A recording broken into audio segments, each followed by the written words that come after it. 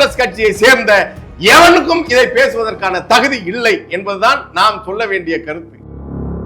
பதில் சொல்லுங்கடா. காங்கிரஸ் கட்சியில இருக்கிற எவனுக்காச்சும் ஆண்மை இருந்தா, துணிவு இருந்தா, திராணி இருந்தா, நீங்க சோறு தான் சாப்பிடுறீங்கன்னா திருச்சி வேலுசாமியின் கேள்விகளுக்கு பதில் சொல்லுங்கடா. சுப்பிரமணிய சாமி ஏண்டா விசாரிக்கல என்று கேட்கிறார்ல, விசாரிங்கடா. சந்திராசாமி என்ற ஒருவனுக்கு சம்பந்தம் இருக்கிறது என்று சொல்கிறாரு திருச்சி வேலுசாமி, அதற்கு பதில் சொல்லுங்கடா. ஐநா குழு டப்ளின் தீர்ப்பாயம் அமைத்த வல்லுநர் குழுவின் அறிக்கையை உங்க கட்சியை சேர்ந்தவர் கொடுத்தார் என்று சொல்கின்ற அது நாக்கா? அது என்னது? உலகெங்கிலும் உள்ள தமிழ் அகதிகளின் நிலை மற்றும் பல்வேறு பிரச்சனைகள் குறித்து மனித உரிமைகள் குழுக்கள் எழுப்பிய கேள்விகளுக்கு இந்த வல்லுநர்கள் குழு LLRC எந்த பதிலும் அளிக்கவில்லை என்று மரியாதைக்குரிய பால் நியூமன் அவர்கள் குறிப்பிட்டிருக்கிறார். அரசாங்க ஆதரவு துணை ராணுவ குழுக்களில் குழந்தைகள் வீரர்களாக சேர்க்கப்பட்டது. யார் சேர்த்தா சிறுவர்களை? அரசு எது? சிங்கள அரசு, சிங்கள ராணுவம், அது சார்ந்த துணை ராணுவ குழுக்கள்.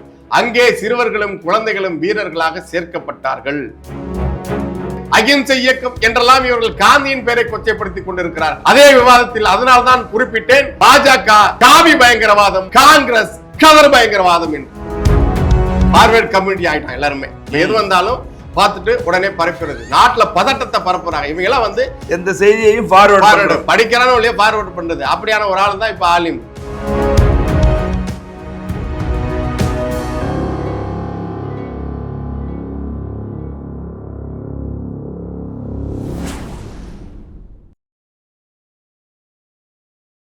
உலகம் முழுவதும் பரவி வாழ்கிற தாய் தமிழ் உறவுகள் அனைவருக்கும் வணக்கம். இன்னைக்கு நம்முடைய சோழன் சொல்வீச்சு வலையொலியில் நாம் தமிழர் கட்சியின் மாநில ஒருங்கிணைப்பாளர் மதிப்புக்குரிய தம்பி பாலமுரளி வர்மன் அவர்களை சந்தித்து பேச இருக்கிறோம்.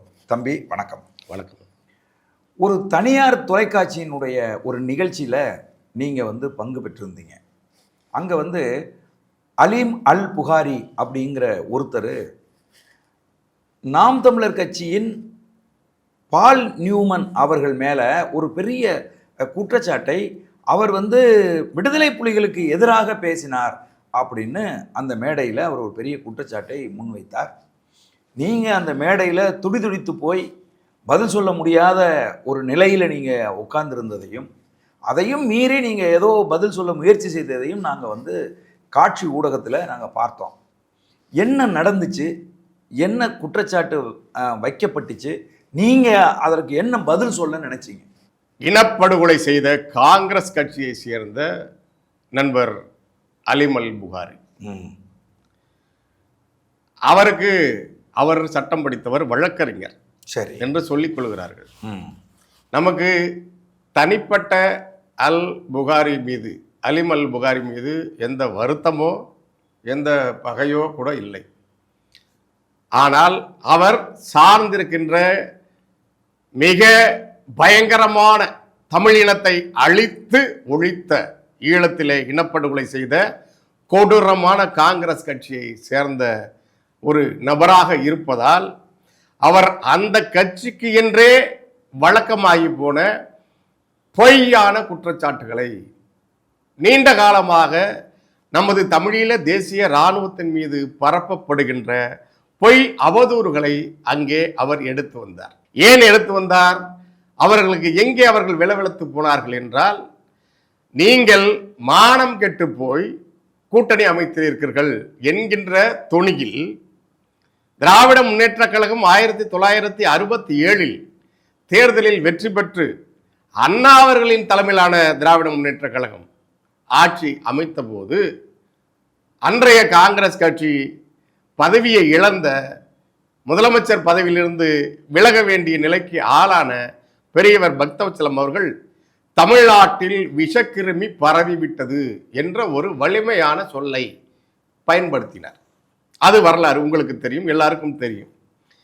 விஷக்கிருமி பரவுவதற்கு காரணமான காங்கிரஸ் தமிழ்நாட்டில் பரவி நீண்ட காலமாக புறையோடி இருக்கிற அந்த விஷக்கிருமியான திராவிட முன்னேற்ற கழகத்தோடு கூட்டணி வைத்திருப்பது என்பது எப்படி பொருத்தமானது என்று நான் கேட்ட கேள்விக்கு அவர்களால் சரியான பதிலை, நேரடியான பதிலை, தமிழ்நாட்டு அரசியலை ஒட்டிய பதிலை சொல்வதற்கான நேர்மை அவர்களுக்கு இல்லை என்பதனால் அவர்கள் நீண்ட காலமாக பாடிக்கொண்டிருக்கின்ற அந்த பழைய பல்லவியை எடுத்துக்கொண்டு அவர் நம் மீது தாக்குதல் நடத்துவதாக நினைத்து கொண்டு தன்னுடைய முழுமையான அறியாமையை அங்கு வெளிப்படுத்தினார். நீங்கள் ஒன்று குறிப்பிட்டீர்கள், அதற்கு பதில் சொல்ல முடியாமல் நான் தவித்திருந்ததாக குறிப்பிட்டீர்கள். ஆனால் பொதுவாக இது போன்ற விவாதங்களில் தமிழ்நாட்டு ஊடகங்கள் ஆளும் கட்சி எதிர்கட்சி அதை சேர்ந்தவர்களைத்தான் இறுதியாக பேச அழைக்கிறார்கள், அந்த வாய்ப்பை தருகிறார்கள். வளர்கின்ற கட்சி, அதை மிகப்பெரிய உன்னதமான கொள்கைகளை கொண்டிருக்கின்ற நாம் தமிழர் கட்சியாக இருந்தாலும் கூட முதல் சுற்றிலே முதலாவதாகவோ இரண்டாவதாகவோ இறுதியாக ஒரு பேச்சாளராக நம்மை எப்போதுமே அழைப்பதில்லை. ஆனாலும் இது போன்ற கூர்மையான விவாதங்கள் அல்லது பொய் குற்றச்சாட்டுகள் ஒரு இயக்கத்தின் மீது வைக்கப்படும் போது அதற்குரிய பதிலை சொல்வதற்கான வாய்ப்பும் வழங்கப்படுவதில்லை.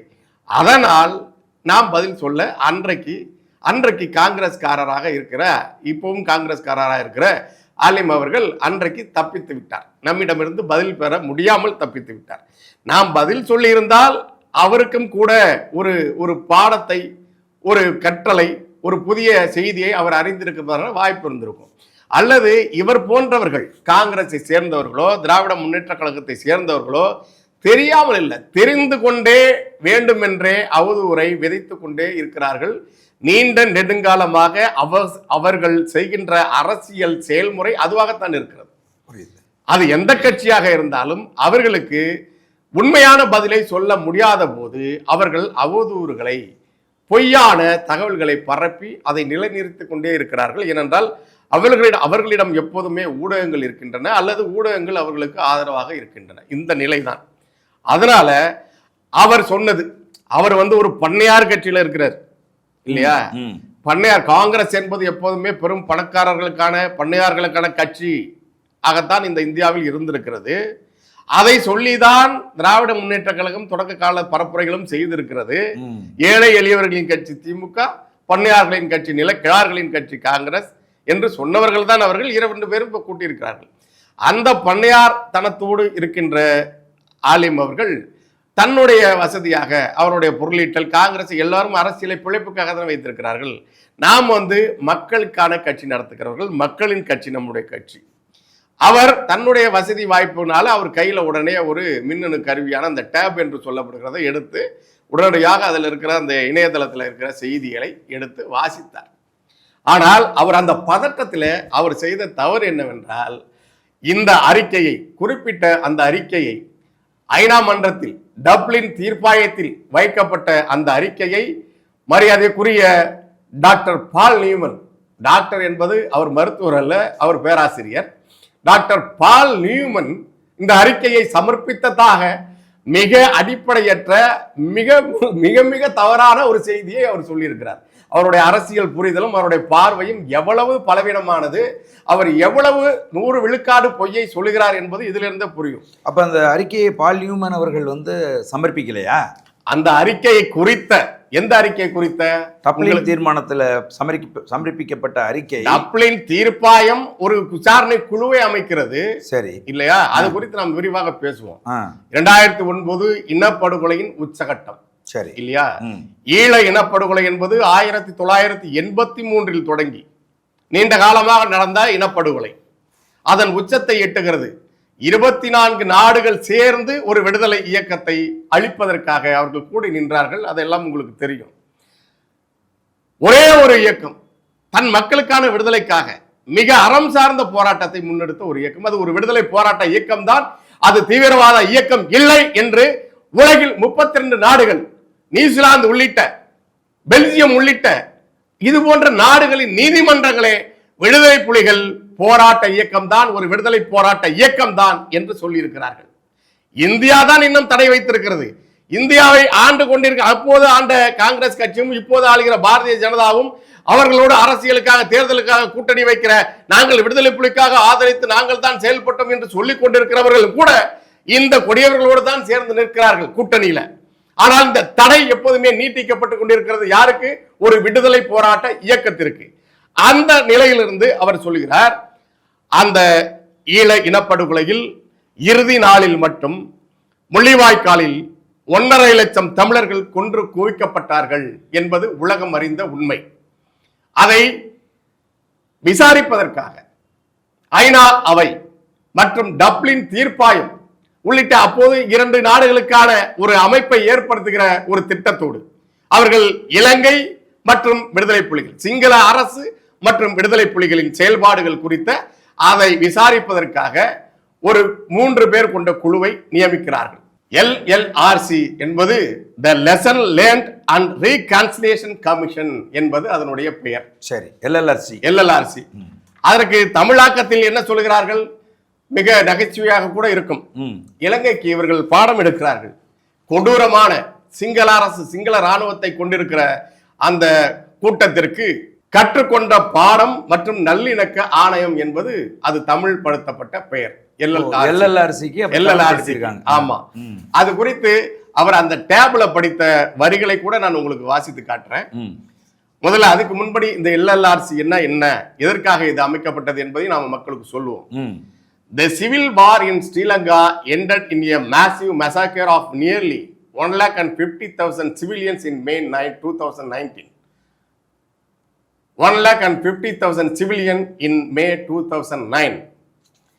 The United Nations set up a 3-member panel of experts to examine the allegations of breach of the Geneva War Convention and most importantly the alleged violation of the rights of the civilian population, including use of food and medicine as weapons of war, as well as targeting civilian area declared as no fire zone by shelling and using heavy artillery.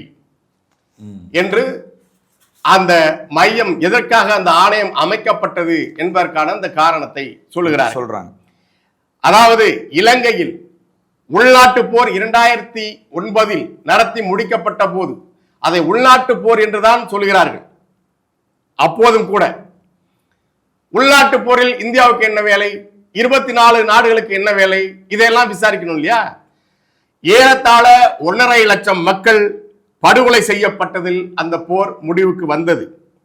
Geneva போர் ஒப்பந்தத்தை மீறிய குற்றச்சாட்டுகளையும் மிக முக்கியமாக உணவு மற்றும் மருந்தை போர் ஆயுதங்களாக போராடுகின்ற மக்களுக்கு உணவை தடுப்பது, மருந்தை தடுப்பது உள்ளிட்ட போர் தந்திரமாக அதை பயன்படுத்துவது உட்பட பொதுமக்களின் உரிமைகள் மீறப்பட்டதாக கூறப்படும் குற்றச்சாட்டுகளையும், ஷெல் தாக்குதல்கள் மற்றும் கனரக பீரங்கிகளை பயன்படுத்தி பொதுமக்கள் பகுதிகளை குறிவைத்து தாக்குதல் நடத்தியதையும் ஆராய்வதற்காக ஐக்கிய நாடுகள் அவை 3 பேர் கொண்ட வல்லுநர் குழுவை அமைத்தது என்பது அதனுடைய பொருள். புரியுது. மரியாதைக்குரிய பார்லிமென்ட் அவர்கள் கொடுத்திருக்கின்ற அந்த அறிக்கை என்பது history and highlights of the UN expert panel report. அதாவது இந்த 3 பேர் கொண்ட குழு இலங்கைக்கு சென்று போர் நடந்தது குறித்து, போர் குற்றம் குறித்து, அங்கு நடந்த மனித உரிமை மீறல்கள் குறித்து ஆராய்ந்து ஒரு அறிக்கையை சமர்ப்பிக்கிறது. எனவே இந்த அறிக்கை பார்லிமென்டின் அறிக்கை அல்ல, அது ஐநா அவையால் அனுப்பப்பட்ட அந்த LLRC என்கிற அந்த குழுவின் அறிக்கை. அந்த அறிக்கையில் குறிப்பிடப்பட்டிருக்கின்ற அந்த வரிகளை பார்லிமென்ட் எழுதியதாக இந்த மேதாவி ஆலிம் அல் புகாரி அவர்கள் அன்றைக்கு வாசித்து காட்டினார் இல்லையா? அந்த வரிகளை கூட நான் உங்களுக்கும் பார்வையாளர்களுக்கும் சொல்கிறேன், அவர் எதை வாசித்து காட்டினார் என்பதை. இந்த அறிக்கையில் கொடுக்கப்பட்டிருக்கின்ற தலைப்பு, துணை தலைப்பு ஃபைண்டிங்ஸ் ஆஃப் த பேர்னல், அந்த குழுவின் கண்டுபிடிப்புகள், அவதானிப்புகள் என்றுதான் அவர்கள் துணை தலைப்பு. அவர் அங்க பேசும்போது என்ன குறிப்பிடுகிறார்? உங்கள் பார்லிமென்ட், நாம் தமிழர் கட்சியை சேர்ந்த பார்லிமென்ட் குறிப்பிடுகிறார் அப்படின்னு கொடுக்கிறார். இதிலேயே அவருடைய அயோக்கியத்தனம் வெளிப்படுகிறது. அவர் குறிப்பிட்டதை மட்டும், அந்த வரிகளை மட்டும் சொல்கிறேன். தி Tamil tigers kept hostage 330,000 civilians who were fleeing the shelling and trapped in an ever decreasing area. அதாவது பாதுகாக்கப்பட்ட வலயத்துக்குள்ள அவர்கள் 3,30,000 மக்களை புலிகள் கேடயமாக பயன்படுத்தினார்கள் என்று அவர்கள் குறிப்பிடுகிறார். அதை அப்படி குறிப்பிட்டதாக பார்லிமென்ட் அறிக்கையில் எழுதியிருக்கிறார் என்று அவர் மிக மட்டமான ஒரு உண்மைக்கு பொருந்தாத ஒரு செய்தியை அன்றைக்கு பொய்யே சொல்றாரு. பச்சை பொய். காங்கிரசின் பச்சை துரோகம் ஈழத்தமிழர்களுக்கும் தமிழினத்திற்கும் எப்போதுமே. அது போன்ற காங்கிரஸில் இருக்கின்ற ஆலிம் அல் புகாரியும் பச்சை பொய்யை துணிந்து மக்கள் மன்றத்தில் முன்வைக்கிறார். இவர்கள் எந்த அரசியலை செய்கிறார்கள் என்பதை மக்கள் புரிந்து கொள்வார்கள் இல்லையா? அது அந்த அறிக்கையில் அப்படி குறிப்பிடப்படுகிறது என்று இந்த அறிக்கை the historian highlights of the UN expert panel report என்பது ஐநா வல்லுநர் குழு அறிக்கையின் வரலாறு மற்றும் சிறப்பம்சங்கள் என்ற அடிப்படையில் அவர் மேற்கோள் காட்டி வருகிறார். பார்லிமென்ட் தன்னுடைய அறிக்கையில UN பேனல் கொடுத்த அந்த ரிப்போர்ட்டை சொல்றாரு, மேற்கோள் காட்டுறாரு. ஆமா, இதெல்லாம் சொல்றாரு. அதுல என்னெல்லாம் இருக்குன்னு நான் சொல்றேன் உங்களுக்கு. இலங்கை அரசு இந்த LLRC-யை ஏற்றுக்கொள்ளவில்லை. ஏனென்றால் அவர்கள் மனித உரிமை மீறலை புலிகள் செய்தார்கள் என்று அந்த தீர்ப்பாயத்தை சேர்ந்த வல்லுநர்கள் குறிப்பிட்டிருந்தாலும் கூட, ஆனால் இலங்கை அரசு சிங்கள அரசு செய்தது மிக கொடுமையான படுகொலைகள் என்று குறிப்பிட்டிருக்கிறது. அதனால அதை ஏற்றுக்கல. சிங்கள பெண்களை பாலியல் வன்முறவு செய்தார்கள் என்று குறிப்பிடப்பட்டிருக்கிறது. உதவிக்காக வந்திருந்த செஞ்சிலுவை சங்கம் போன்ற அமைப்புகளை இலங்கை அரசு வெளியேற்றியது என்று குறிப்பிட்டிருக்கிறது அந்த குழு. இதையெல்லாம் ஏற்றுக்கொள்ள முடியாமல் தான் இலங்கை அரசு நாங்கள் இந்த குழுவை ஏற்றுக்கொள்ள மாட்டோம் என்று அறிவித்தது. மே 2009 மோதல் முடிந்த சிறிது நேரத்திலேயே செயலாளர் நாயகம் இலங்கைக்கு விஜயம் செய்த பின்னர் பான் கி மூன் மற்றும் இலங்கை ஜனாதிபதி மஹிந்த ராஜபக்சே ஆகியோரால் வெளியிடப்பட்ட கூட்டு அறிக்கையை தொடர்ந்து செப்டம்பர் 2009 3 பேர் கொண்ட குழு அமைக்கப்பட்டது. இந்தோனேசியாவை சேர்ந்த திரு மசூகி தர்சுமான், தெற்கு பகுதியை சேர்ந்த திருமதி யாஸ்மின் சூகா ஆகியோர் அந்த குழுவில் இடம்பெற்றிருந்தார்கள். ஆப்பிரிக்கா மற்றும் அமெரிக்காவின் திரு ஸ்டீவன் ராட்னர் என்பவரும் அந்த குழுவில் ஒருவர். இந்த குழுவுடன் ஒத்துழைக்க மறுத்த இலங்கை அரசாங்கம் இந்த குழுவின் அவதானிப்புகள் அடிப்படையில் குறைபாடு உடையவை என்றும் சரிபார்க்கப்படாத கூற்றுகளை அடிப்படையாக கொண்டவை என்றும் ஏற்கனவே விமர்சித்துள்ளது.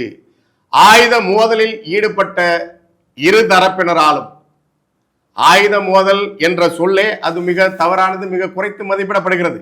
அங்கே நடந்தது இனப்படுகொலை இல்லையா? ஆயுத மோதலில் ஈடுபட்ட இரு தரப்பினராலும் செய்யப்பட்டதாக கூறப்படும் சர்வதேச மனிதாபிமான, இருதரப்பாலும் செய்யப்பட்டதாக கூறப்படும் சர்வதேச மனிதாபிமான மற்றும் மனித உரிமைகள் சட்டமீறல் குறித்து உண்மையான விசாரணைகளை உடனடியாக தொடங்க இலங்கை அரசாங்கத்தை அந்த குழு கேட்டுக்கொள்கிறது. அந்த அறிக்கையில் இருக்கு. அப்ப இலங்கை அரசை நேரடியாக அது குற்றம் சாட்டுகிறது.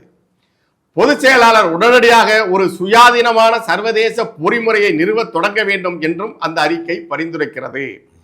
இலங்கையில் நடந்த மோதலின் இறுதி கட்டங்களில் சர்வதேச மனிதாபிமான மற்றும் மனித உரிமைகள் சட்டத்தின் எந்த ஒரு மீறல்களின் தன்மை மற்றும் நோக்கத்தையும் கணக்கில் எடுத்துக்கொண்டு பொறுப்பு கூறல் செயல்முறைகள் தொடர்பான முறைகள், பொருந்தக்கூடிய சர்வதேச தரநிலைகள் மற்றும் ஒப்பீட்டு அனுபவத்தை ஆராயும் பணி அந்த குழுவிடம் ஒப்படைக்கப்பட்டது.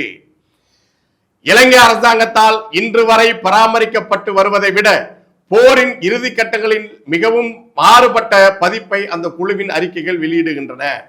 நம்பகமான குற்றச்சாட்டுகள் நிரூபிக்கப்பட்டவை என்றால் இலங்கை அரசாங்கத்தாலும் விடுதலை புலிகளாலும் சர்வதேச மனிதாபிமான சட்டம், இதுதான் முக்கியமானது, இலங்கை அரசாங்கத்தாலும் விடுதலை புலிகளாலும் சர்வதேச மனிதாபிமான சட்டம் மற்றும் சர்வதேச மனித உரிமைகள் சட்டத்தின் பரந்த அளவிலான கடுமையான மீறல்கள் செய்யப்பட்டன என்பதை அந்த அறிக்கை குறிக்கிறது. இது பால் நியூமனின் அறிக்கை என்று பச்சை பொய்யை சொல்கிறார். இதுதான் அந்த தீர்ப்பாயத்தின் வல்லுநர் குழுவின் அறிக்கை. அந்த அறிக்கையை நான் அப்படியே உங்களுக்கு வாசிக்கிறேன். The evidence obtained by the panel revealed a very different version of the final stages of the war than that maintained to this day by the government of Sri Lanka. The panel found credible allegation which if proven indicate that a wide range of serious violation of international humanitarian law and international human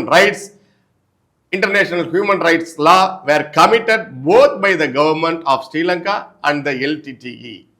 என்று ஐநாவின் அந்த வல்லுநர் குழு அறிக்கை சமர்ப்பித்தது என்று குறிப்பிட்டுதான் அவர் அந்த கட்டுரையை பார்லிமன் அவர்கள் எழுதியிருக்கிறார்.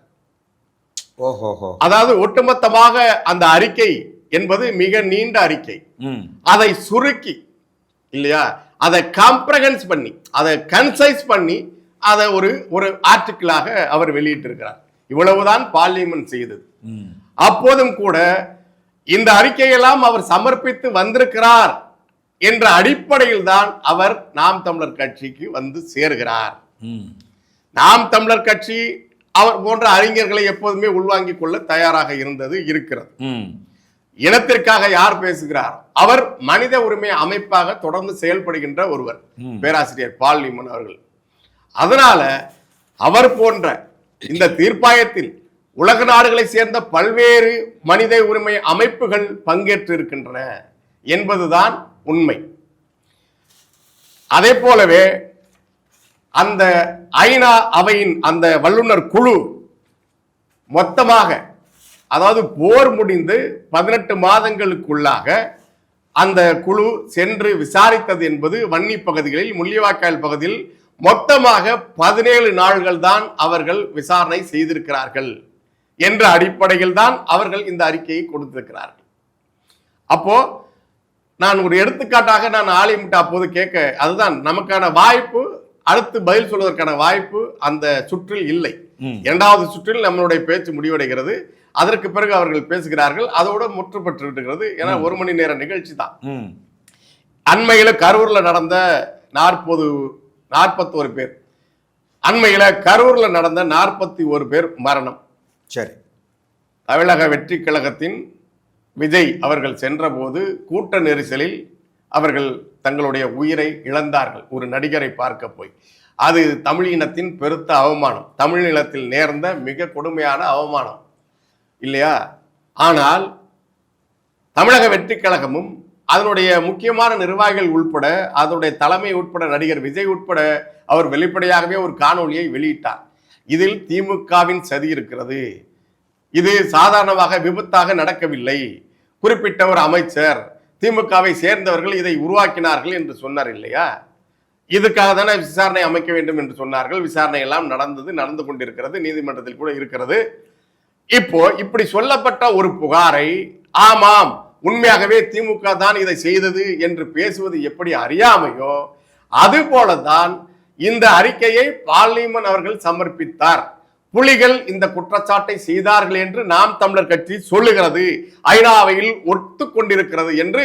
இதற்கு தொடர்பே இல்லாத நம்முடைய நாம் தமிழர் கட்சி மீது இவர்கள் சேற்றை வாரி இறைத்து எழுந்து வருகின்ற தமிழ் தேசிய இனத்தின் எழுச்சியை பொறுத்து கொள்ள முடியாத இந்த துரோகிகள், இனத்தின் எதிரிகள், அவர்கள் தங்களுடைய ஆற்றாமையை வெளிப்படுத்திக் கொண்டிருக்கிறார்கள் என்பதைத்தான் அந்த நிகழ்வில் நான் உணர்ந்தேன். அதனால்தான் சரி, இங்கே நமக்கு பதில் சொல்வதற்கான வாய்ப்பை இந்த சுற்று நமக்கு அடுத்த சுற்றில் அமையாததால் நிச்சயமாக ஒரு நாள் ஆலிம் அல் புகாரிக்கான இந்த பதிலை நாம் கொடுப்போம் என்று நான் அந்த மன உறுதியோடு அங்கிருந்து அந்த ஒழுங்கை குலைக்க கூடாது. நாம் எந்த தலைவரிடமிருந்து பின்பற்றி வந்திருக்கிறோம், நாம் எப்படியான ஒழுக்கம் நிறைந்த உன்னதமான ஒரு தலைவனை வழி வந்திருக்கிறோம், அந்த வழியில் வந்த அண்ணன் சீமான் அவர்களும் நம்மளுடைய கட்சியை எப்படி கட்டுக்கோப்பாக, நமது தம்பிகளை எப்படி வழிநடத்தி கொண்டிருக்கிறார்கள் என்பதனால் அங்கே வழக்கமாக வந்து பேசுகின்ற இந்த சில்லறைத்தனமான அரசியல் கட்சிகளை போல நாம் செயல்படக்கூடாது, அப்படி நாம் நடந்து கொள்ளக்கூடாது என்பதனால் அமைதி காத்து வந்ததனால் அன்றைக்கு ஆலிம் அல் புகாரி நல்லபடியாக அந்த நாம் ஏதோ வெற்றி கொண்டு விட்டது போன்ற ஒரு மிதப்போடு அவர் சென்றார். அவ்வளவுதான் அந்த நடந்தது. ஆனால் நாம் நம் மக்களுக்கு உண்மையை சொல்ல வேண்டும். ஏனென்றால் ஒரு தமிழிலே தேசிய இராணுவமான உன்னதமான ஒப்பற்ற விடுதலை போராட்டத்தை மக்களுக்காக தங்கள் இன்னுயிரை ஈந்து போராடிய நம்முடைய மாவீரர்கள் மீது, அந்த மாவீரர்களை கொண்ட அந்த தியாகமான ஒரு இயக்கத்தின் மீது ஒருவன் சேற்றை வாரி வீசுவதை நாம் வேடிக்கை பார்த்து கொண்டிருக்க முடியாது என்பதனால் தான் அங்கேயே இடைமறிக்க முயற்சி செய்தேன். அப்போதும் கூட நாம் பொறுத்திருக்க முடியாது. ஏனென்றால் அவன் சொல்லது அங்கு வாசித்தது என்பது அவர் சிங்கள அரசும் மனித உரிமை மீறல் செய்தது, புலிகளும் செய்தார்கள் என்பது தவறாக வாசித்தார். சிங்கள அரசு செய்தது இனப்படுகொலை என்று நான் சத்தம் போட்டேன். Sri Lanka government made genocide. The human rights violation is a totally different term என்று அங்கிருந்து நான் சொல்ல முயன்றேன். சரி, அதுக்கான அது சரியாக போய் சேரவில்லை. அதற்காக அது கூட மறுபடியும் வாதம் வேண்டாம் என்று அவர்கள் சொன்னதனால நாம் அத்துடன் நிறுத்தி கொண்டோம். இப்போது இனப்படுகொலை செய்தது சிங்கள அரசு என்று நாம் உலக அரங்கில் சொல்கிறோம். அதற்கான தண்டனை போர் குற்றமாக அதை அறிவிக்க வேண்டும் என்று குரல் எழுப்புகிறார்கள். நாம் போர் குற்றம் அல்ல, அங்கு நடந்தது போரே குற்றம் என்று அண்ணன் சீமான் அவர்கள் எப்போதுமே சொல்வார்கள். எங்கு நடந்தாலும் போரே குற்றம் தான். அதுதான் நம்மளுடைய நிலைப்பாடு. போர் குற்றம் செய்த அந்த குற்றவாளிகள் தண்டிக்கப்பட வேண்டும் என்பதுதான் நம்மளுடைய நிலைப்பாடு. ஆனால் போர் குற்றம் செய்த அந்த சிங்கள அரசு, அந்த சிங்கள அரசை சேர்ந்த சிங்கள ராணுவத்தை சேர்ந்த சரத் பொன்சேகா போன்றவர்கள், டி சில்வா போன்றவர்கள் என்ன சொன்னார்கள்? இந்த போரை இந்திய அரசு தான் நடத்தியது என்று சொன்னார்கள். இந்திய அரசு என்பது அன்றைய காங்கிரஸ் அரசு. இந்த இனப்படுகொலை செய்தது ராஜபக்சேவோ சிங்கள அரசு மட்டுமல்ல, இந்தியாவை சேர்ந்த காங்கிரஸ் கட்சியின் தலைமைதான் இந்த நாள்களுக்குள் அங்கே முடிக்க வேண்டும் என்று உத்தரவிட்டார். அந்த காங்கிரஸ் கட்சியை சேர்ந்த எவனுக்கும் இதை பேசுவதற்கான தகுதி இல்லை என்பதுதான் நாம் சொல்ல வேண்டிய கருத்து. அன்றைக்கு அதை சொல்வதற்கான வாய்ப்பு அமையவில்லை. எப்போதும் அதை சொல்லும். அப்போது இந்த நிகழ்வில் மட்டும் காங்கிரஸ் இந்த குற்றச்சாட்டை வைக்கவில்லை. தொடர்ந்து நீண்ட காலமாக அவர்களுடைய அறியாமையை வெளிப்படுத்திக் கொண்டே இருக்கிறார்கள். அவர்கள் நுனிப்புள் மேய்பவர்கள். நாம் எதிலும் ஆழமாக இருக்கின்ற சாதக பாதங்களை ஆராய்ந்துதான் உண்மையைத்தான் நாம் மக்களிடம் எப்போதுமே எடுத்து சொல்கிறோம் என்கிற அடிப்படையில் இதில் இருப்பதை எடுத்து சொல்வது என்பது நமது கடமை. மனித உரிமை மீறல் என்பது இங்கு சாலையில் நடந்து செல்கின்ற ஒருவனை தான் அவன் ஹெல்மெட் போடவில்லை என்பதற்காக காவல்துறை எடுத்து கீழே தள்ளுகிறது கூட மனித உரிமை தான் இல்லையா? அது மனித உரிமை மீறல். ஒரு மனிதன் இன்னொருவனை மீறி, அவனுடைய சுதந்திரத்தை மீறி, அவனுடைய அனுமதியின்றி அவன் கன்னத்தை தொடுவது கூட மனித உரிமை மீறல் தான். காவல்துறை ஹெல்மெட்டுக்காக ஒருவனை அடிப்பதோ தள்ளுவதோ மனித உரிமை மீறல். உங்களுக்கு அனுமதி இல்லாமல் உங்களை தட்டுவது மனித உரிமை மீறல் என்றால், மனித உரிமை மீறலுக்கும் இனப்படுகொலைக்கும் வேறுபாடு தெரியாத மட்டிகளா இந்த காங்கிரஸில் இருப்பவர்கள் என்ற கேள்வி எழுகிறது இல்லையா? ஆக கொலை செய்தவர்கள், இனப்படுகொலை செய்தவர்கள் காங்கிரசும் காங்கிரசின் தலைமையும். அதை சிங்கள ராணுவத்தை சேர்ந்த சரத் பொன்சேகா உட்பட அனைவரும் சொல்லி இருக்கிறார்கள். இன்னும் சொல்ல போனால் டெல்லியிலும் அன்றைக்கு இங்கே தமிழ்நாட்டில் இருந்த ஆட்சி தலைமையும் பிரபாகரன் அவர்களை முடித்துவிட சொன்னார்கள் என்றும் அவர்கள் சொல்லி இருக்கிறார்கள். புரியுது. கோத்தபய ராஜபக்சே சொல்லி இருக்கிறார். அதற்கு இவர்கள் பதில் சொல்வார்களா? பொறுப்பேற்கிறார்களா? மக்கள் மன்றத்தில் ஆம் நாங்கள் தான் செய்தோம் என்று சொல்லக்கூடிய துணிவை இங்கு எவனுக்காவது இருக்கிறதா? அது காங்கிரஸ் கட்சியில் இருப்பவனாகட்டும், திமுகவில் இருப்பவனாகட்டும், திராவிடம் தான் புலிகளுக்கு உதவி செய்தது என்று சொல்லிக் கொண்டிருக்கிறார்களே இந்த திராவிட கழிவுகள், அவர்கள் பேசுவார்களா? மே 17 என்ற இயக்கத்தில் பால் நியமன் அவர்கள் இருந்தார். இன்றைக்கு மரியாதைக்குரிய அண்ணன் திருமாவளவன் அவர்கள் மே 17ஆம் தேதி தான் தேசிய தலைவர்கள் இறந்தார் என்று குறிப்பிட்டே ஒரு மாநாட்டை நடத்துவதற்கு முன் வந்திருக்கிறார். ஒரு இயக்கத்திற்கு மே 17 என்று பெயர் வைத்திருக்கிறார்கள். அப்போது அன்றைக்கு நடந்தது, இதுதான் நடந்தது என்பது உங்களுக்கு அப்போதே தெரியுமா? அதை நீங்கள் மக்கள் மன்றத்தில் சொல்ல முடியுமா?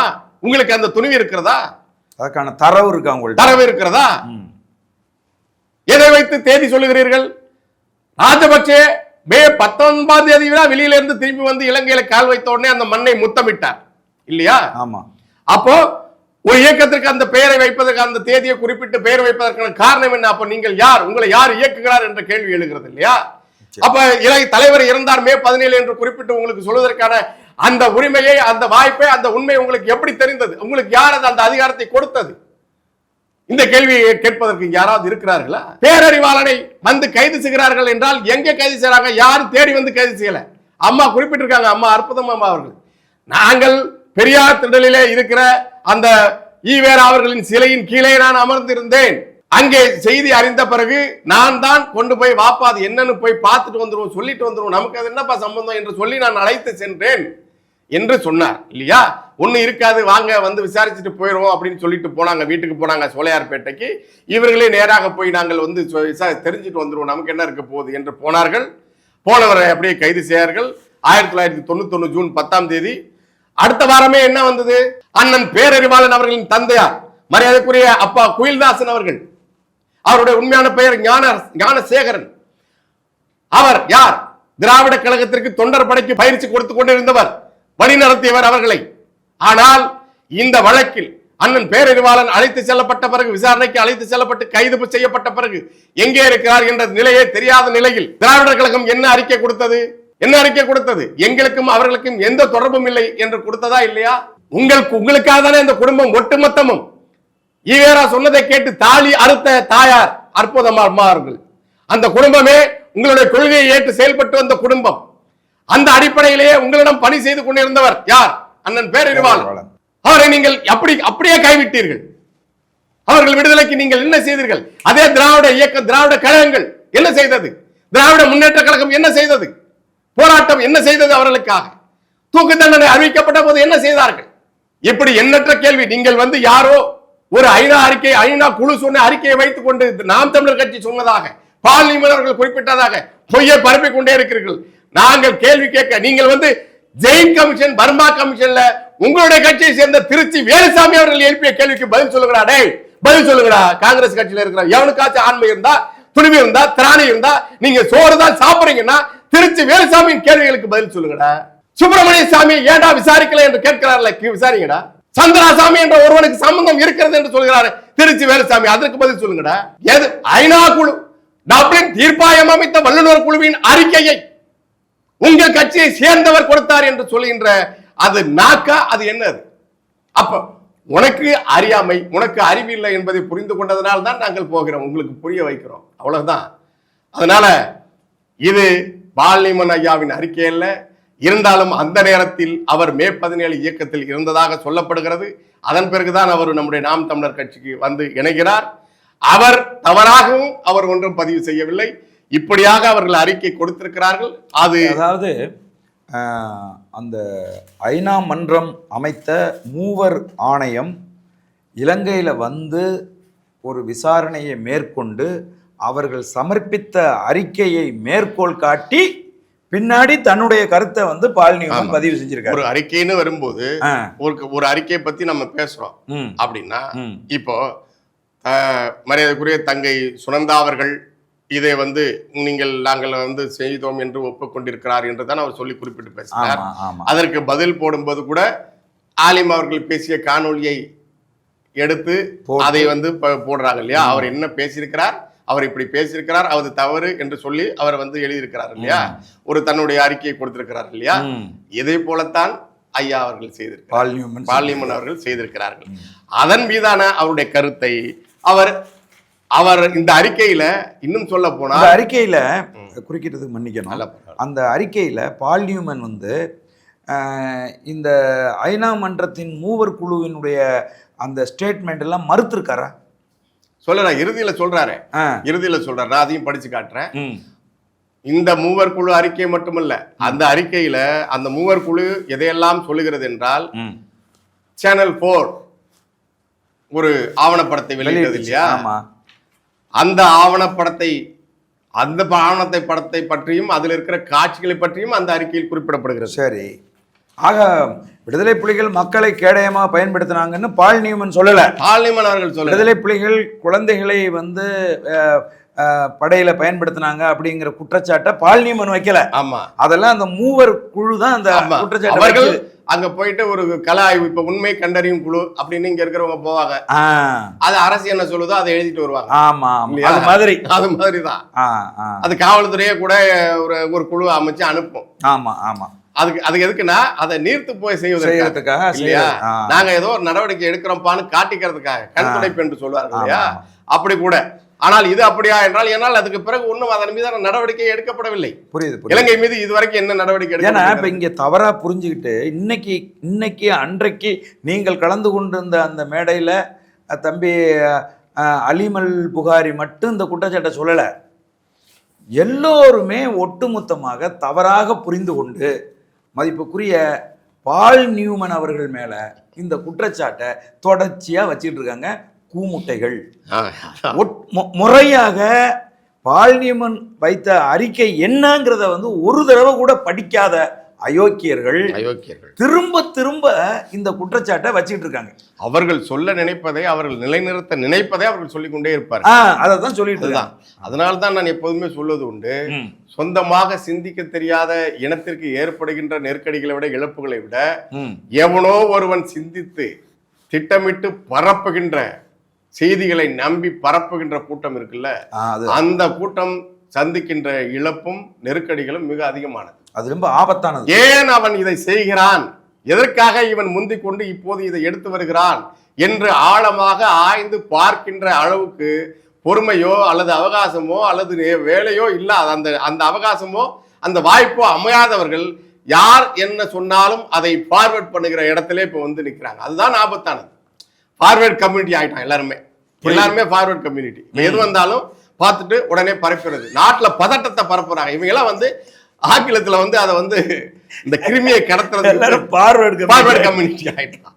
எந்த செய்தியையும் ஃபார்வர்ட் படிக்கிறானோ இல்லையா ஃபார்வர்ட் பண்றது. அப்படியான ஒரு ஆள் தான் இப்ப ஆலிம்.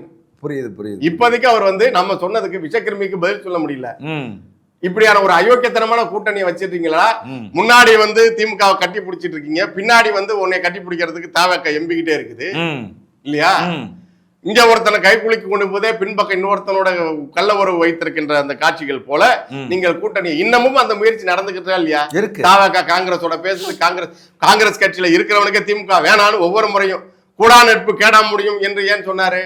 எங்களுக்கு வேண்டாம் அப்படின்னு சொன்னாரு. EVKS இளங்கோவன் பேசாத பேச்சா? நம்ம மதிப்புக்குரிய திருச்சி வேலுச்சாமி ஐயா ஜனநாயக பொங்கலே வைக்கிறாரு. பொங்கல் வைக்கிறாரு. அவரு ரொம்ப பொங்குறாரு இப்ப மாமா அவர்கள். அதனால அதுல அந்த ஆவணப்படம் சேனல் 4 ஒளிபரப்பிய டாக்குமெண்ட்ரி உட்பட அந்த காட்சிகள் உட்பட அந்த அறிக்கையில் சொல்லப்பட்டிருக்கிறது. அந்த வல்லுநர் குழுவின் அறிக்கை போர் முடிந்தது 2009 மே இல்லையா? அதற்கு பிறகு போர் முடிந்து 2.5 ஆண்டுகளுக்கு பிறகும் கூட அந்த கொடூரமான பயங்கரவாத தடுப்பு சட்டம் தொடர்கிறது என்றாலும் LLRC அது குறித்து எந்த வார்த்தையும் குறிப்பிடவில்லை என்று குறிப்பிடுகிறார். இதுதான் பார்லிமென்ட் ஐயாவோட கருத்து. புரியுது. அப்போ அரச படைகளின் தனிப்பட்ட அத்துமீறல்களை பற்றி ஆணையம் பேசுகிறது. ஆனால் போரின் போது அரசால் நிகழ்த்தப்பட்ட நிறுவனமயமான வன்முறையை பற்றி பேசவில்லை. 2009 செப்டம்பரில் போர் நடந்த மண்டல பகுதிகளிலிருந்து சர்வதேச அரசு சாரா நிறுவனங்கள், நான் ஏற்கனவே குறிப்பிட்டது போல, மற்றும் அரசு சாரா நிறுவனங்கள் வெளியேற்றப்பட்ட போர் குறித்து செய்தி சேகரிக்க சென்ற தனியார் மற்றும் சுதந்திர ஊடகங்களுக்கு தடை விதிக்கப்பட்டது. தீவு முழுவதும் போர் எதிர்ப்பு ஆர்வலர்களை வெள்ளை வேன் மூலம் கடத்தியது. தீவு முழுவதும் சுயாதீன பத்திரிகையாளர்கள் கொல்லப்பட்டது. அரசாங்க ஆதரவு துணை ராணுவ குழுக்களால் குழந்தைகள் கொல்லப்பட்டது. அரசாங்க ஆதரவு துணை ராணுவ குழுக்களில் குழந்தைகள் வீரர்களாக சேர்க்கப்பட்டது. இது மிக முக்கியமானது. யார் சேர்த்தா சிறுவர்களை? அரசாங்கத்தின் ஆதரவு துணை ராணுவ குழுக்கள். அரசு எது? சிங்கள அரசு, சிங்கள ராணுவம், அது சார்ந்த துணை ராணுவ குழுக்கள். அங்கே சிறுவர்களும் குழந்தைகளும் வீரர்களாக சேர்க்கப்பட்டார்கள்.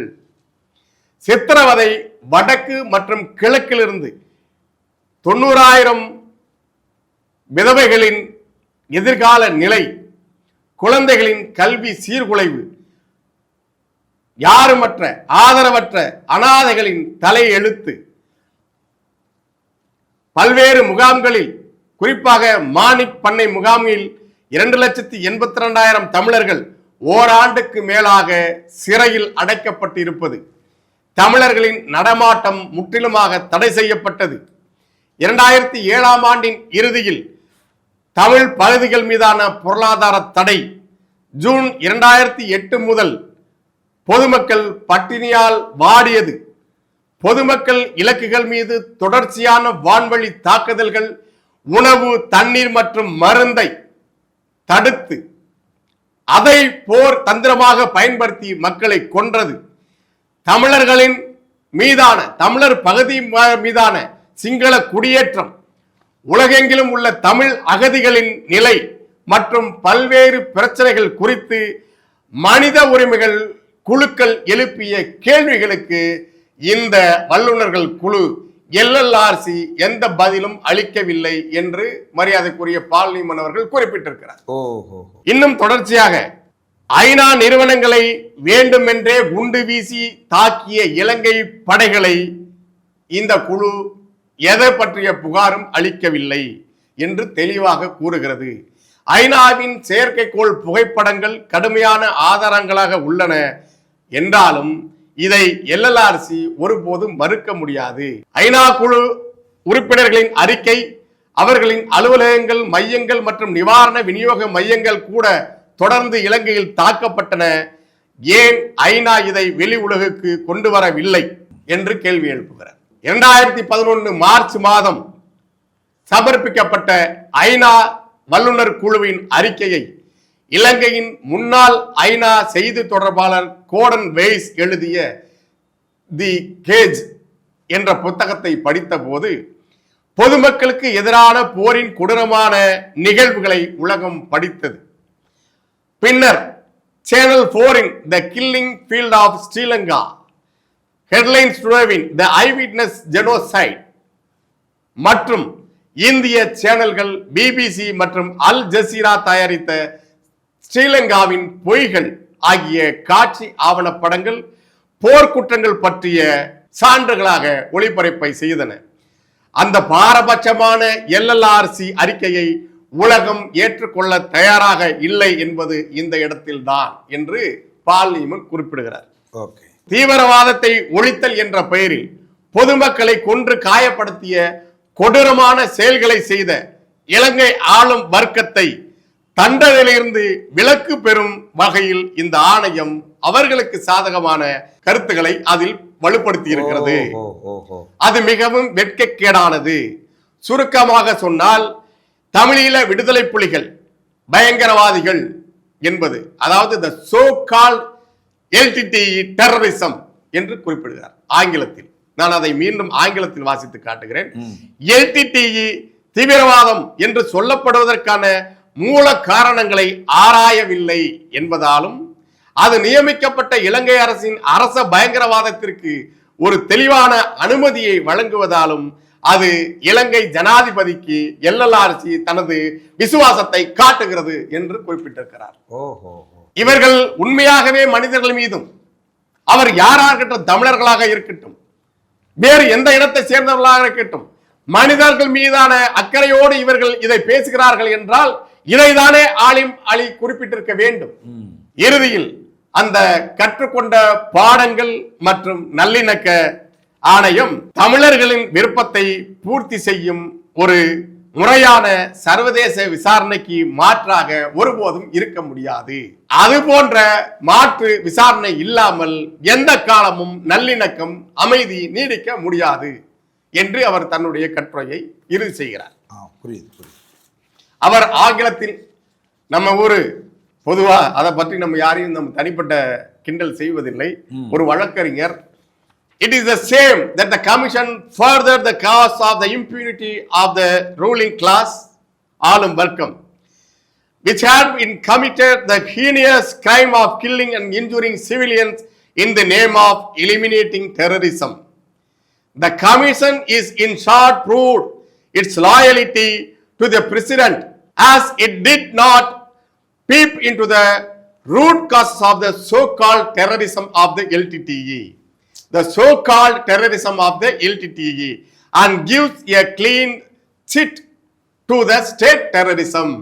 விடுதலை புலிகளின் தீவிரவாதம் என்று சொல்லப்படுவதற்கு அவர்கள் அதை குறிப்பிடுவதன் மூலமாக அரச பயங்கரவாதத்திற்கு இவர்கள் அனுமதி அளிக்கிறார்கள் என்று குறிப்பிடுகிறார்.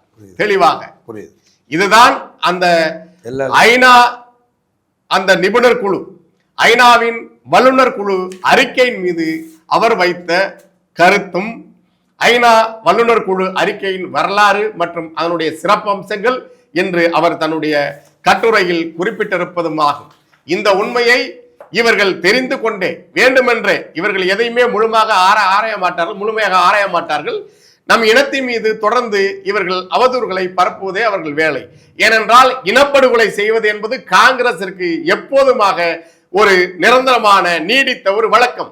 பஞ்சாபிலே இனப்படுகொலையை பஞ்சாபிலே சீக்கியர்கள் மீது கட்டவிழ்த்து விட்ட ஒரு கொடூரமான இயக்கம் காங்கிரஸ்.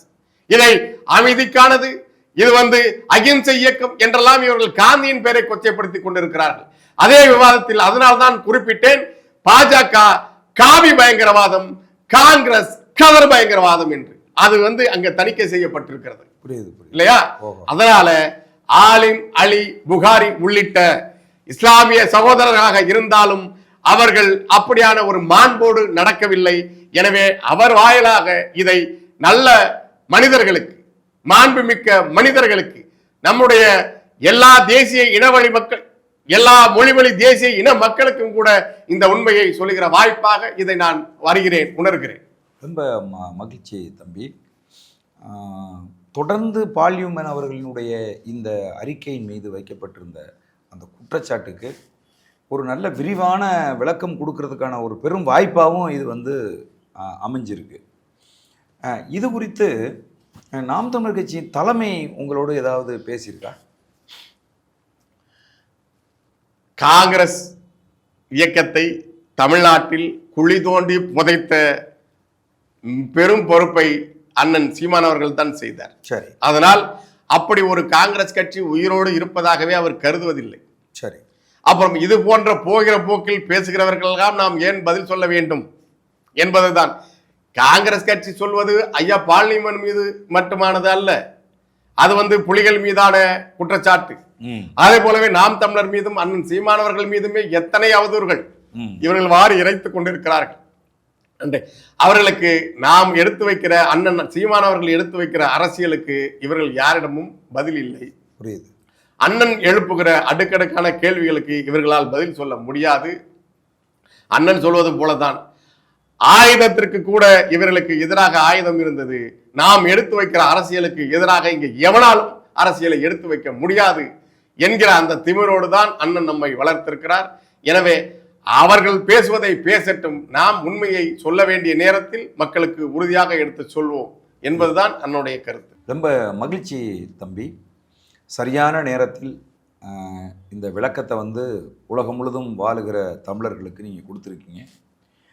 பால் நியூமன் வந்து எல்எல்ஆர்சியில் வந்து கொடுத்த அறிக்கை என்பது அவர் அந்த ஐநா மன்றத்தினுடைய அறிக்கையை சுட்டி காட்டி பேசினாரே ஒழிய, ஐநா மன்றத்தின் அறிக்கை சொல்லியிருக்கிறது எதுவும் பால் நியூமனோட சொந்த கருத்து இல்லை அப்படிங்கிறத ரொம்ப தெளிவாக வந்து எடுத்து சொல்லியிருக்கீங்க.